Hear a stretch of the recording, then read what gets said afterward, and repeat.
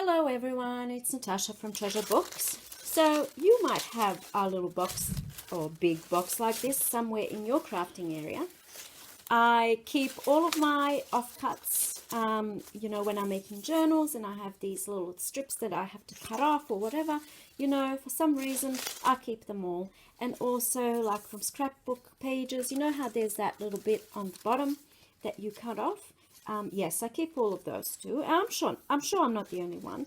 If you're looking at this box and you're thinking I must be crazy for keeping all of these bits and pieces of paper, there's no need to tell me, because I already suspect that that might be the case. I might be crazy.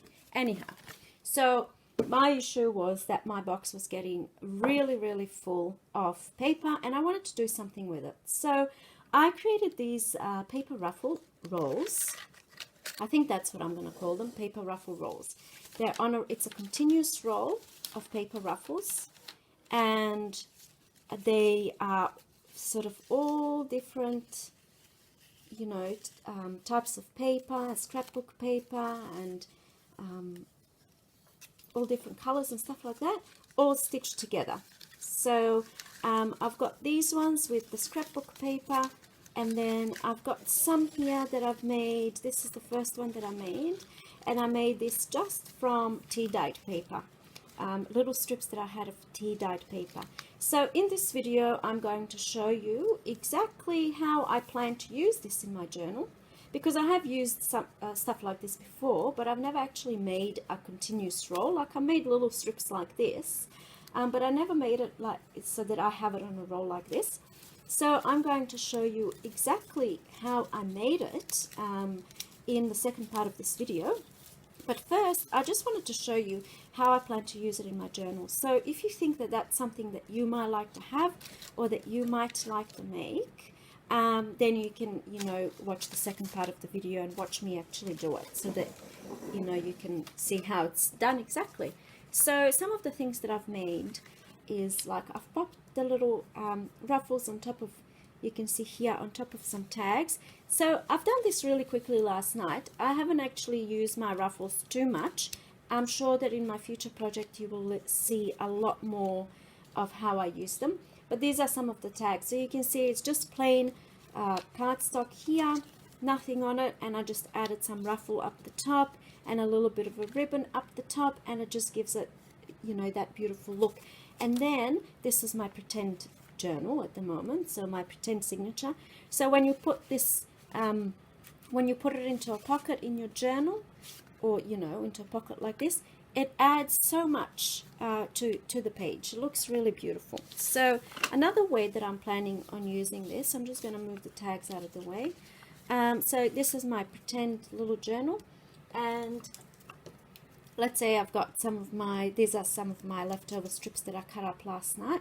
So one of the ways that I've loved using them in the past is on the edge of pages like this. So you can have, little bits of ruffles poking out instead of, say, for example, lace. A lot of people put lace on the edge of the pages, and I love lace too, and I definitely use lace as well.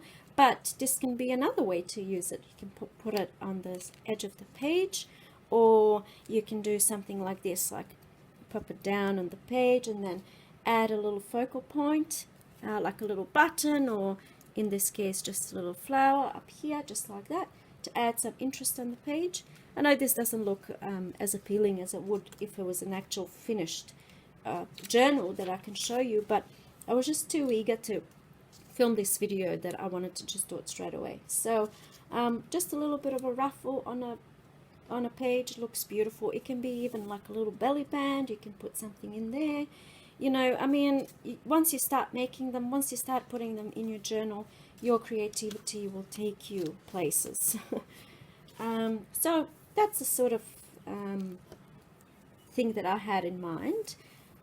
So okay, let's just go with what you're going to need, and then I will show you exactly I will actually show you the sewing process.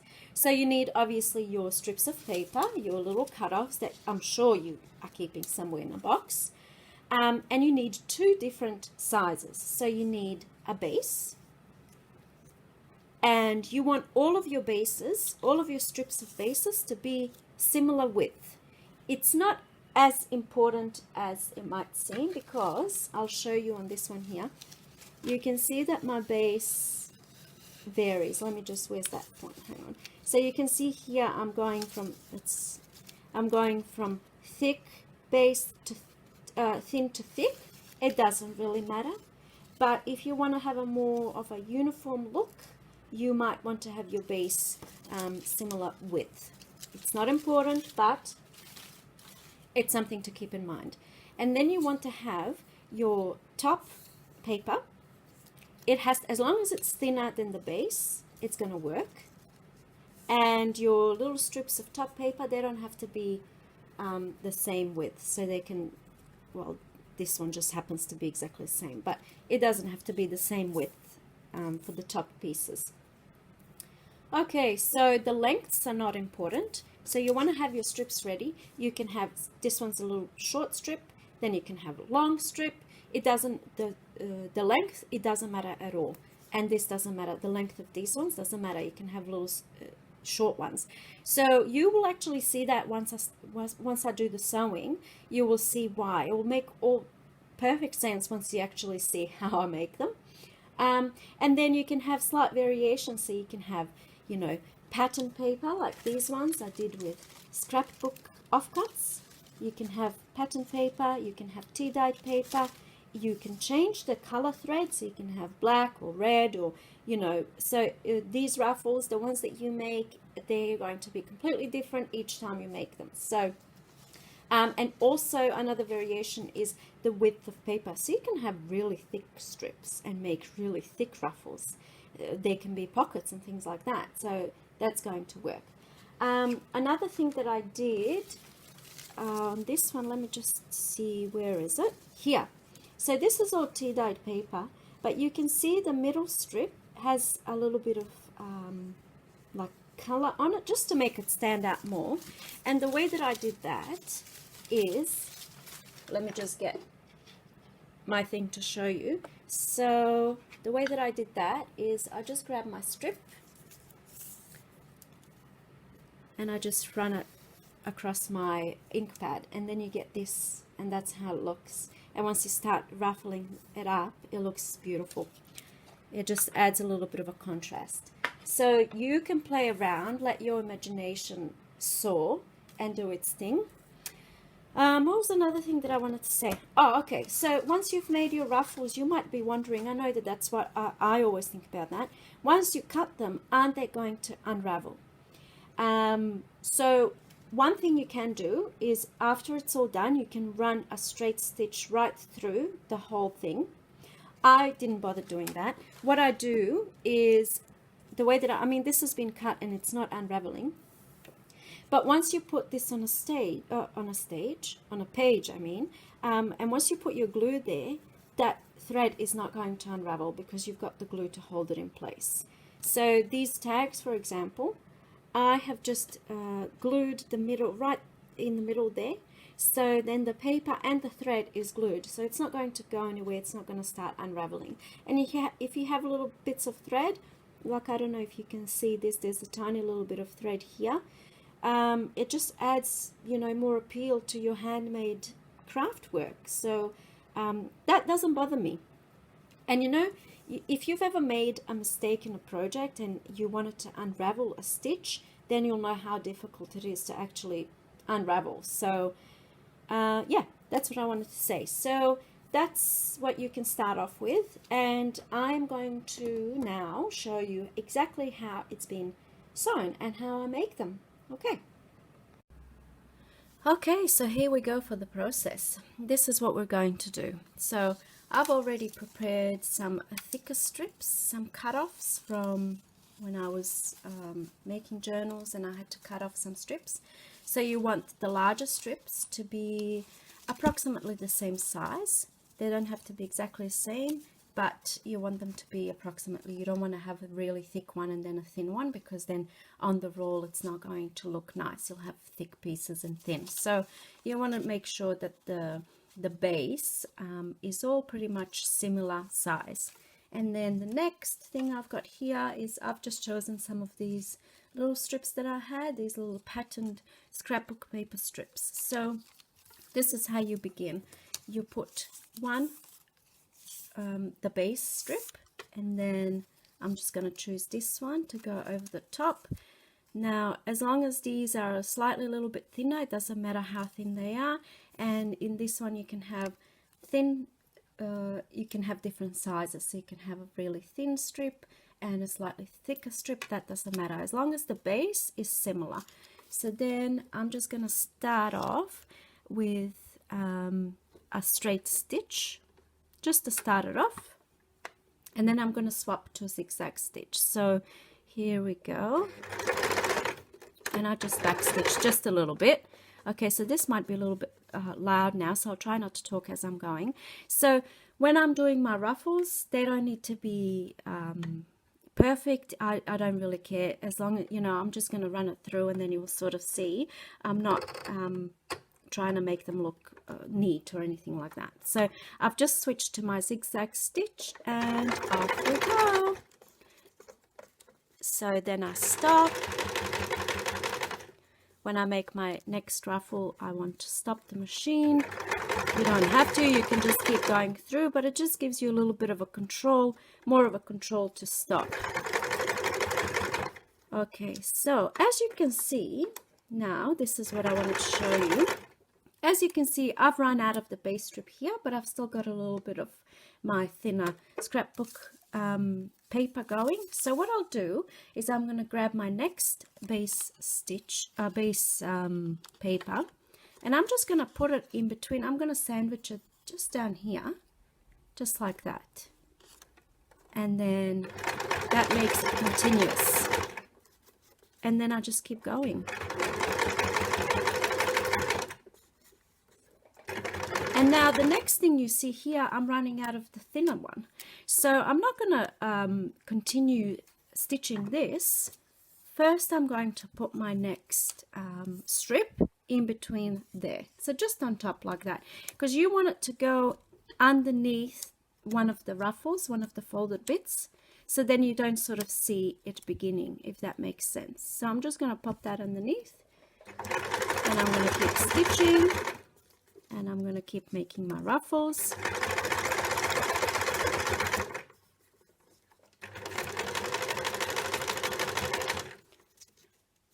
And it doesn't have to be in the middle. Like, I'm just going to do slight variations here, so you can see now that that's not looking as neat. And then, you know, when you notice, oh, one of my strips is going sort of off, you just move it back in. It doesn't matter. Okay, so I'm going to do a little fold here, and before I continue stitching, I'm going to add my base paper because I'm running out. So I'm just going to sandwich it in between the fold. So not underneath, I don't go all the way underneath, I go in between one of the folds. Okay. Keep stitching away. So I've created a fold, but I've run out of my patterned top paper, so I'm just going to pop this one in and continue.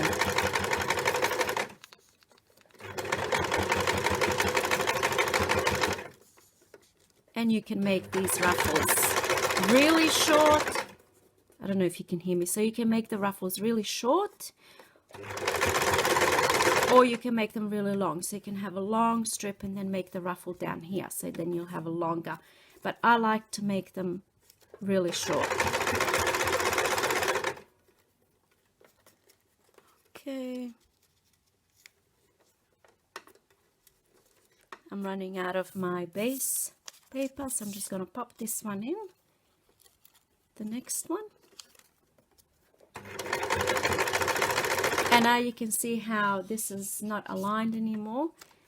So I'm just going to flip it like this and move it back to the center.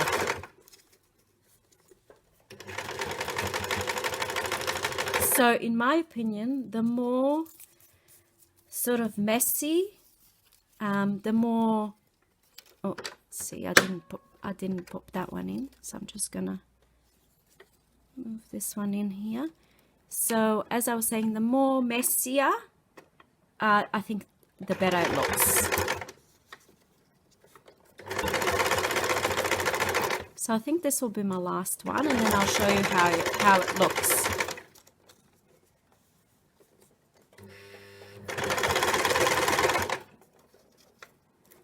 So as long as the middle stitch is going through both the base paper and the top paper, you're fine.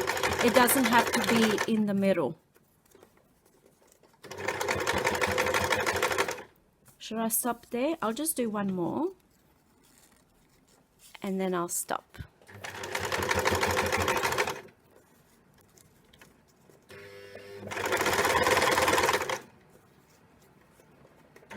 And you know, the problem, the major issue that I've found with making these is I keep saying, okay, the next one I'll stop, and then I think I'll just add one more. So it's like you never want to stop, so they just keep going. But for the sake of this video, I'm just going to stop here. So I'm going to move this to my straight stitch, just so that it's not unraveling, but obviously you're going to be cutting them, so it doesn't matter. Okay, so this is what that looks like. So you will see that some bits, like this bit here, it's, you know, pretty uniform and perfect. Well, it's not perfect, but it's not too messy. And then as we keep going, you can see this part here is quite messy. And actually, you know what? I actually really like this part more than this part. So if you're putting this on the end of a page, it will look really nice, like a little ruffle on the page.